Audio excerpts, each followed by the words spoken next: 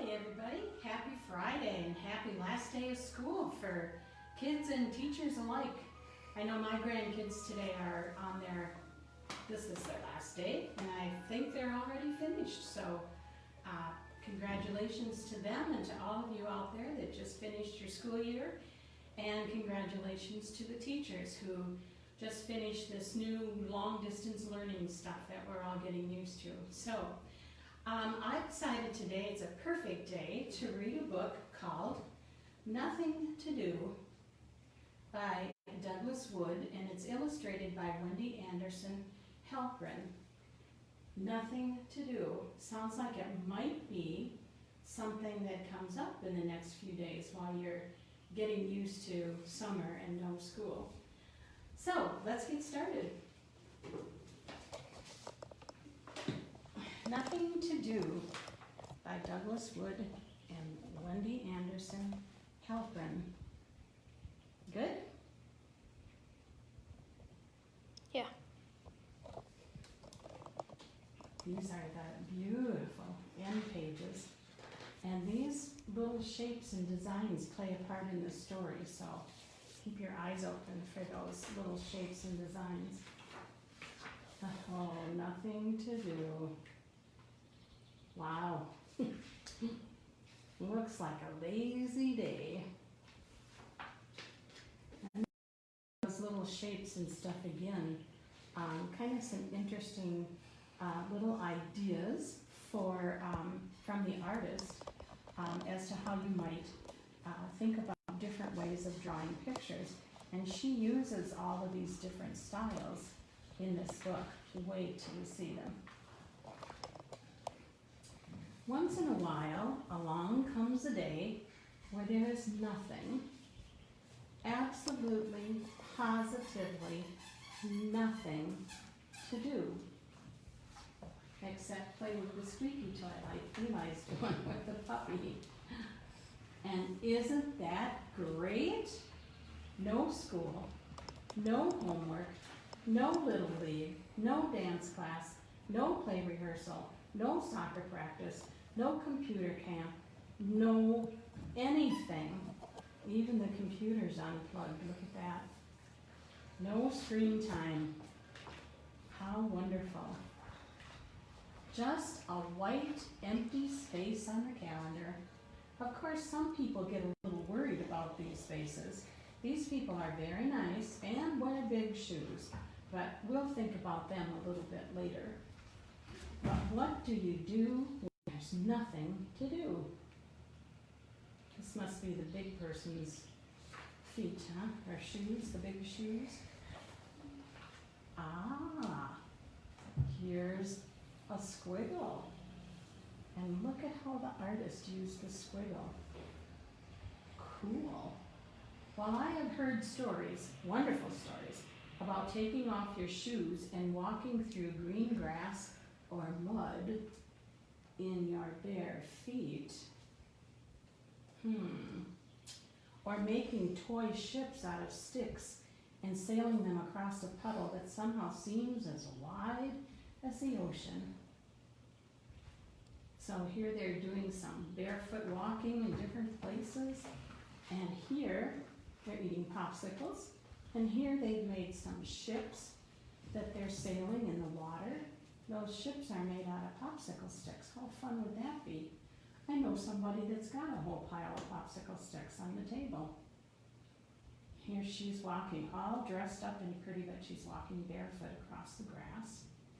Look at, here's another boat sailing on the pond or the ocean. Here's popsicle sticks. Wow. All kinds of different boats over here.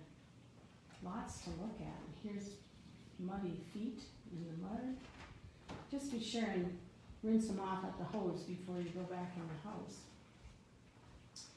Oh, here's another one of those pictures. Look at how it's the sunshine and the sun rays going out and then different things to draw in each section. That's really cool too. I've heard about lying on your back and watching clouds turn from dinosaurs into crocodiles, into dragons, into bears, into butterflies, into clouds. Or Or lying on your stomach watching an ant carry something 3 times bigger than he is while you wonder how can he do that? And what do ants eat for breakfast that makes them so strong?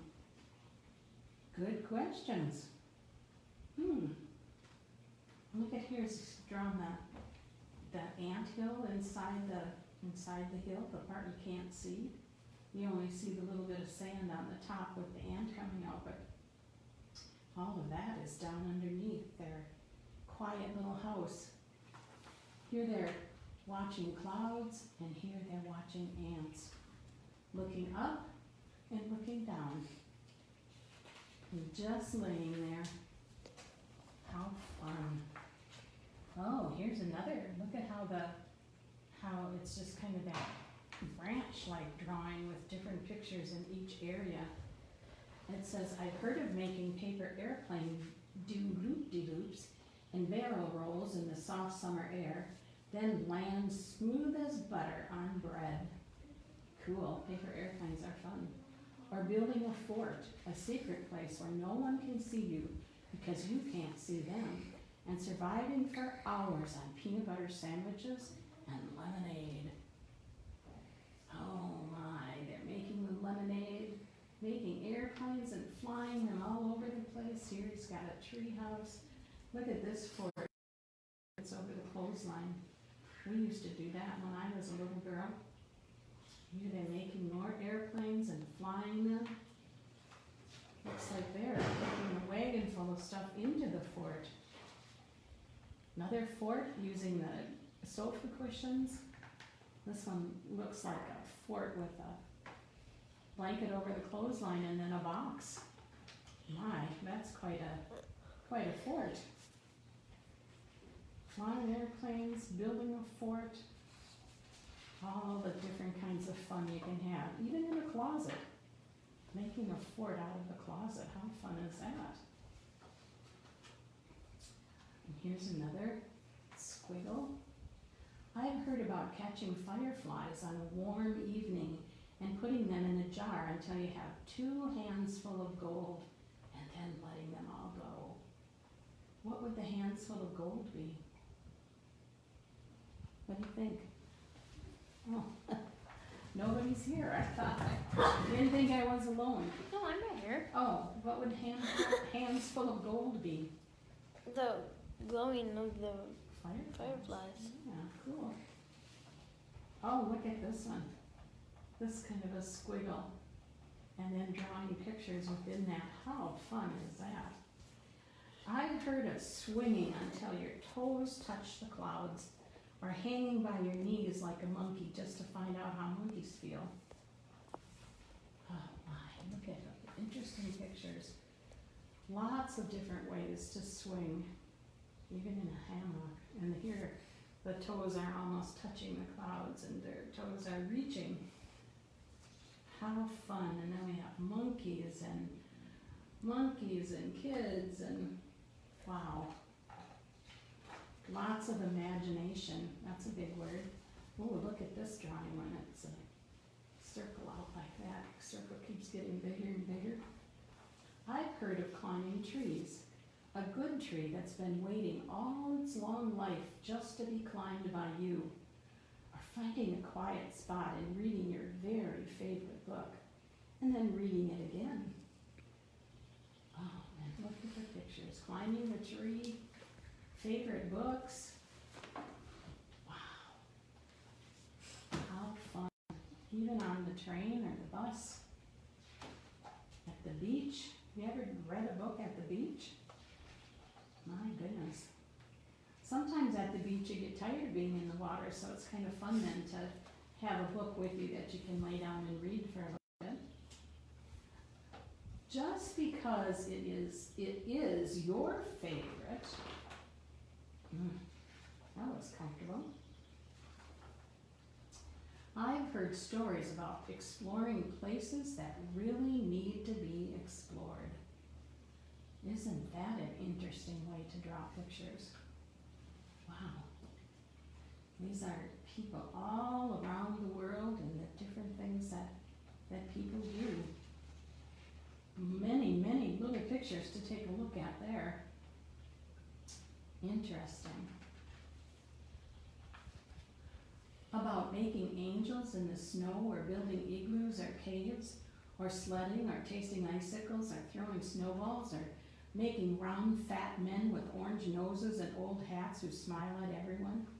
And look at the drawings are all that same shape. And then we have snowflakes there. This is kind of hard to do in the summer, isn't it? But that would be some things you could save for the winter to do. Why, I've heard of swimming and building sandcastles and hopscotching and jump roping and running and throwing and bouncing and painting and drawing and playing with toys and puzzles and dolls and games and puppies and kittens and hamsters and gerbils and doing cartwheels and doing somersaults and doing, and then it has ... which means more to come. And look at how the pictures are drawn in an outward going, almost like pie-shaped pieces, aren't they? Wow. Lots of things to do. Well, sometimes just doing nothing. And maybe one of the best ways to do nothing is to show someone else how to do it with you. Maybe even someone with big shoes. Who do you think the someone with big shoes might be in this story? You have an idea? Maybe the parent. The parent, yeah. And there sits the computer over here, but it's turned off for a change. Giving it a rest and using the books and the crayons and the pencils and all those wonderful things, and the toys and the toy box. Just to remind them that sometimes doing nothing is the most important thing in the whole wide world to do. And here they sit at the end of the dock, just sitting together, looking out over the water, maybe talking a little bit, maybe having a conversation about something good. So that's Doug Wood's Nothing to Do by Douglas Wood and illustrated by Wendy Anderson Halperin.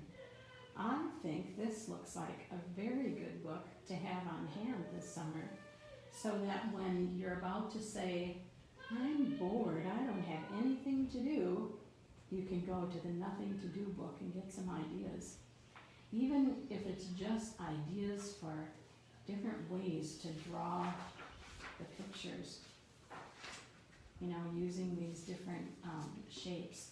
They each have a name to them. This one's explosion, meandering, branching, alternation, spiral, helix, close packing, and spherical.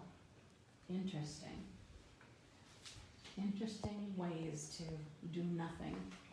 Okay, well, I'm really glad you stopped in today, and I think this is a perfect book to read today. And if you find some things or try some of these different things in the book and want to let me know what it is you're trying, I think that would be great. Just put it in the chat box by the live, or you can send me an email right to dianedavies48@yahoo.com.